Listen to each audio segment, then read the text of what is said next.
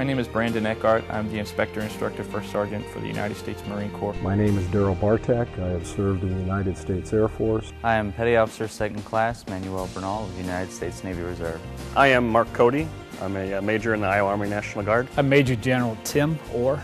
I'm the Adjutant General for the Iowa National Guard. My name is Terry Branstead. I served in the United States Army.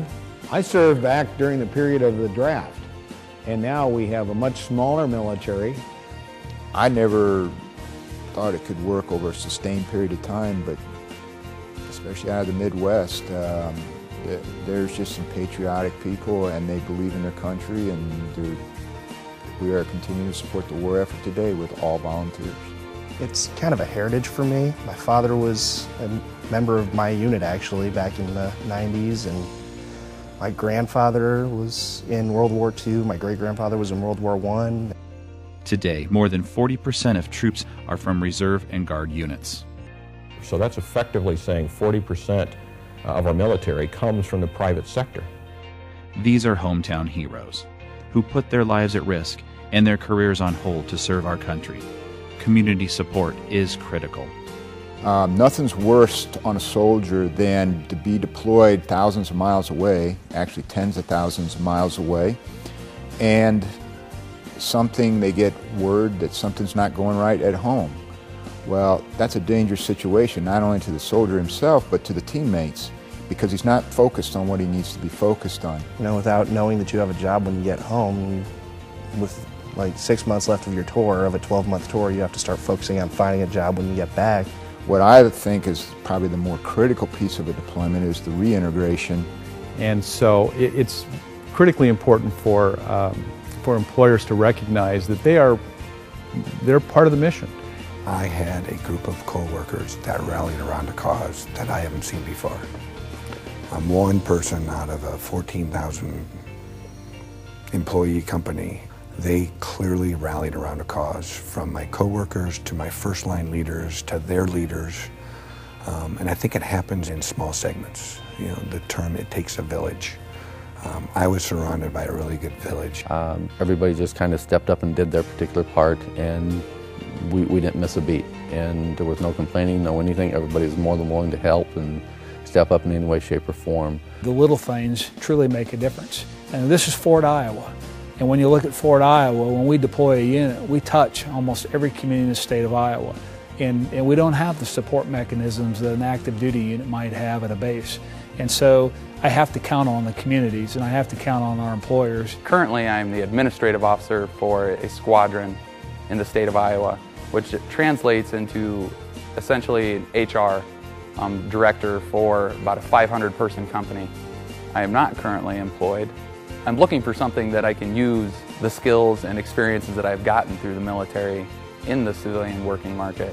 Just because you don't see specifically the requirements you might be looking for as an employer, that you need to open your mind up a little bit and say, maybe we can make this work. You know, and I had a big issue in learning how to phrase my experiences in a way that employers would understand. You're talking about individuals that number one, are drug-free, two, are physically fit. Leadership, discipline, adaptable, they're punctual, the maturity, and their attitude. So the vast majority of the military personnel serving in the armed forces serve in roles that are equivalent to the civilian workforce. And because the military is a self-sustaining entity, we have our finance sections, we have our law section, we have public affairs, you know, personnel and administrative management, operations. The fact that they served ought to give them a little bit of a head up.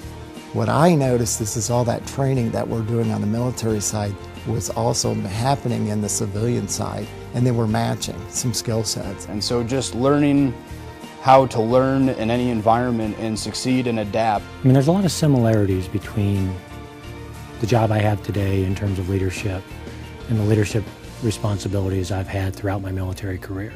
It's just going to be critical that hiring managers take into account the fact that we have to be cognizant of the fact that military folks who write resumes may not necessarily write the resumes to the jobs they're writing from the past that they have. This company took a chance on a veteran, and we've both been mutually satisfied, I hope. Returning Guard, Reserve, and active duty military are assets to our community and your business. Separating fact from fiction is critical to the ongoing support and employment of our military veterans. ESGR and the Iowa Workforce Development are here to help. As a volunteer now for the ESGR, it's helped keep me involved in doing whatever we can as an employer to help educate other employers. ESGR, even though they do, how should I say, they are a proponent for the individual soldiers, but they're also locked in and communicating with employers too. A lot of times the soldier needs to be schooled as well as the employer on what the proper procedures are, and they can help mediate and mitigate some of the stress of separation as well as reintegration. I was at a homecoming this summer of the National Guard, and one of the young officers who I personally knew, I asked if he had a job when he returned. And he said, upon my return, I'm planning on spending a couple months working with my dad just to get my head straight before I go out and seek employment. And I think what that can cause is what appears to be a lengthy unemployment period, when in fact it was just his way of dealing with returning from deployment and wanting to make sure that when he sought a position that he was fully prepared to engage. Well, we've usually had a meeting with them to sit down and talk and ask them just, how much time do you want? We're willing to work with them. And then we had to realize, okay, he'd been gone for quite some time, so how are we going to acclimate him back into the business? So we set up a training plan and a schedule for him. Our main goal was to set him up for success. Because of my job in the Marine Corps, what the minimum requirements that they have to meet are. I understand the USERRA laws and so forth. It's always very refreshing to see people who don't just do exactly what the law prescribes that they have to do, but they're willing to go the extra mile. We all want to help. Start by giving military applicants a second look. Examine your employment policies. Support your employees' right to join the Guard and Reserve. And support Guard and Reserve employees and their families before, during, and after deployment. Everybody has a vested interest in the defense of our country, and employers are very much a part of that. This is an effort that's going to take, if you will, all corporate America to get behind this. This is just the right thing to do.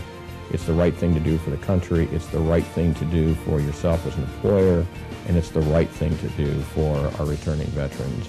And so when you look at the future of our children, the young children that we have growing up, we have what every generation gets because of those that serve. But everybody that serves takes the risks, and the least that we can do is to make sure that we support them and their families during this time, and that we also do all we can to see that they have job opportunities available here in Iowa once they return. But I would have no reservations whatsoever about having to go through it again. They as individuals are helping protect this country. That makes everything else pale in comparison. Knowing that the people that we work for in our civilian communities back us, support us, we'll do anything that you ask. I'd like to say thank you to all employers that have supported military members and for their future contributions. We couldn't not have done what we've done over the last 10 years without them. To this day, the military uniform is still the finest suit I've ever worn.